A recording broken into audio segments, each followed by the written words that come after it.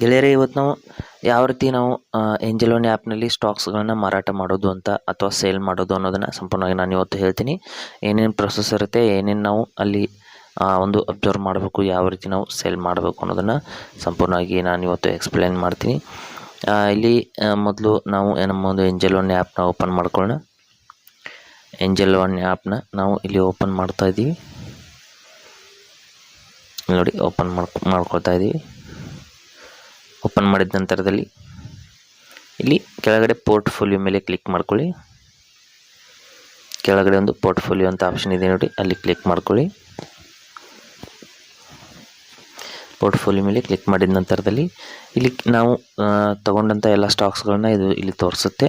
ಇಲ್ಲಿ ನಾವು ಯಾವ ಒಂದು ಸ್ಟಾಕ್ಸ್ನ ಸೇಲ್ ಮಾಡ್ತಾ ಇದ್ದೀವಿ ಅದರ ಮೇಲೆ ಕ್ಲಿಕ್ ಮಾಡ್ಕೋಬೇಕು. ಇಲ್ಲಿ ನೋಡ್ತಾ ಇರ್ಬೋದು, ಟಾಟಾ ಗೋಲ್ಡ್ ಒಂದು ಸ್ಟಾಕ್ಸ್ ಮೇಲೆ ನಾನು ಕ್ಲಿಕ್ ಮಾಡ್ಕೋತೀನಿ. ಮಾಡಿದ ನಂತರದಲ್ಲಿ ಇಲ್ಲಿ ಸೇಲ್ ಅಂತ ಬೈ ಅಂತ ಎರಡು ಆಪ್ಷನ್ಸ್ ಇರುತ್ತೆ. ಇಲ್ಲಿ ಸೇಲ್ ಅಂತ ಕ್ಲಿಕ್ ಮಾಡ್ಕೊಳ್ಳಿ. ಸೇಲ್ ಅಂತ ಕ್ಲಿಕ್ ಮಾಡಿದ ನಂತರದಲ್ಲಿ ಇಲ್ಲಿ ನೀವು ಎಷ್ಟು ಸ್ಟಾಕ್ಸ್ಗಳನ್ನ ಸೇಲ್ ಮಾಡ್ತಾ ಇದ್ದೀರಾ ಅನ್ನೋದನ್ನು ನಾವು ಇಲ್ಲಿ ಎಂಟರ್ ಮಾಡಬೇಕಾಗತ್ತೆ. ಇಲ್ಲಿ ನೋಡ್ತಾ ಇರ್ಬೋದು, ಡೆಲಿವರಿ, ಇಂಟರ್ ಡೇ ಅಂತ ಎರಡು ಆಪ್ಷನ್ಸ್ ಇದೆ.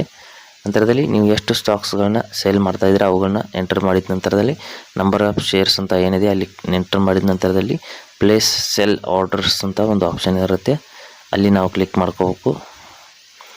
ನೋಡ್ತಾ ಇರ್ಬೋದು, ನಾನು ನಂಬರ್ ಆಫ್ ಶೇರ್ಸ್ ಅಂತ ಏನಿದೆ ಅಲ್ಲಿ ಎಷ್ಟು ಅಮೌಂಟ್ ಆಫ್ ಶೇರ್ಸ್ ಅವೈಲೇಬಲ್ ಇದೆ ಎಲ್ಲವನ್ನು ಕೂಡ ನಾನು ಎಂಟರ್ ಮಾಡಿದ್ದೀನಿ. ನೋಡ್ತಾ ಇರ್ಬೋದು ಈ ರೀತಿ. ನಂತರದಲ್ಲಿ ವೆರಿಫೈ ಟಿ ಪಿನ್ ಅಂತ ಇಲ್ಲಿ ಬರ್ತಾ ಇದೆ. ಟಿ ಪಿನ್ ಗೊತ್ತಿಲ್ಲ ಅಂದರೆ ಫಾರ್ಗೆಟ್ ಟಿ ಪಿನ್ ಮೇಲೆ ಕ್ಲಿಕ್ ಮಾಡ್ಕೊಂಬಿಟ್ಟು ಮತ್ತೊಂದು ಬಾರಿ ರೀಜನರೇಟ್ ಮಾಡ್ಕೊಳ್ಳಿ.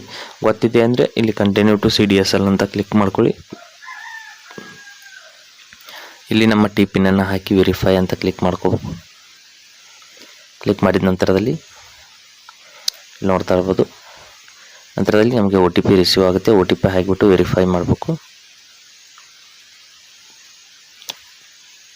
ವೆರಿಫೈ ಮಾಡಿದ ನಂತರದಲ್ಲಿ ಇಲ್ಲಿ ನೋಡ್ತಾ ಇರ್ಬೋದು ಸಕ್ಸಸ್ ಆಗಿದೆ.